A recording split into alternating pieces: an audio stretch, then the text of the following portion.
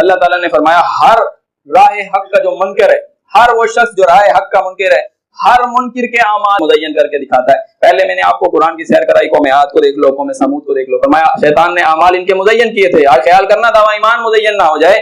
قوم سبا کے اعمال مزین کیے تھے، مشرکین مکہ کے کیے تھے۔ اب فرمایا کہ ہر راہ کا جو منکر ہے، راہ حق کا منکر ہے، حق کی مخالفت کرتا ہے، دعوت حق کو قبول نہیں کرتا ہے، اس کے اندر ہیلے نکالتا ہے، بہانے نکالتا ہے، اور اس کے اندر تعویلیں کرتا ہے، تو فرمایا ہر اس شخص کے اعمال مزین ہو جائیں گے۔ ان الذین لا یؤمنون بالآخرہ، جو آخرت کا انکار کرنے والے ہیں، جواب دہی کا جنہیں احساس نہیں ہے، فرمایا زین لہم اعمالہم، ان کے اعمال مزین ہو جائیں گے، فہم یعمہون، بس وہ اسی کے اندر ہی الجھے رہیں، بس یہی صحیح ہے، اسی کو جائز کرنے کے چکروں میں لگے رہو، اسی کو حلال اور کرنے کے چکروں میں، بس اسی کو جو ہے یہی ہمارے لیے شریعت اور عین دین بن جائے، بس یہی وہ دین ہے جو ہمارے کل قیامت کے دن ہم سے قبول ہونے والا ہے۔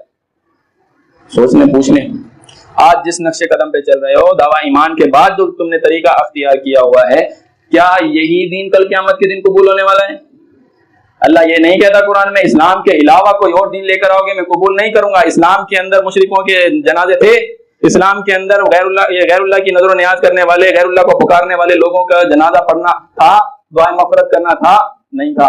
اسلام یہ کہتا ہے کہ جب مومنہ بیٹی ہے، ایمان والی بیٹی ہے، تو رشتے کہاں کرنے تھے؟ مشرکوں کے ساتھ اجازت دے رہا تھا اسلام۔ آج جس اسلام کے پیروکار بنے ہوئے ہو، جہاں ان کے پیچھے نمازیں پڑھ رہے ہو، ان کے پیچھے اطاعت کر رہے ہو، کیا یہی دین اللہ نے کل قبول کرنا ہے؟ اسلام کسے کہتے ہیں؟ اور آپ کا جو غیر اسلام بنا ہوا ہے، اسی کو اسلام بنانے کی چکر کے اندر لگے ہوں۔ فرمایا فہم یا مہون، اعمال مزین ہوں گے، اسی میں لگے رہیں گے۔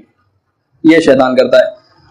تو جب ابلیس اعمال مزین کر کے دکھا دے، ایمان خالص کا دعویٰ کرنے والوں کو ان کے اعمال بھی مزین کر کے دکھاتا ہے، انہیں راستے سے روکتا ہے، وہ یہی سمجھتے رہتے ہیں کہ ہم ہدایت یافتہ ہیں۔ جب ابلیس اہل ایمان کو، ایمان کا دعویٰ داروں کو، ایمان کے ظاہری قول قرار کرنے والوں کو، عہد کی پاسداری کا دم بھرنے والوں کو ان کے اعمال مزین کر کے دکھاتا ہے، مشرک کا جنازہ پڑھنے میں قباحت ختم ہو جاتی ہے، سود کا کاروبار کرنے میں قباحت ختم ہو جاتی ہے۔ جب ابلیس اعمال مزین کر کے دکھائے، رشوت خوری کی قباحت ختم ہو جاتی ہے، مشرکوں کے ساتھ رشتہ داری کی قباحت ختم ہو جاتی ہے۔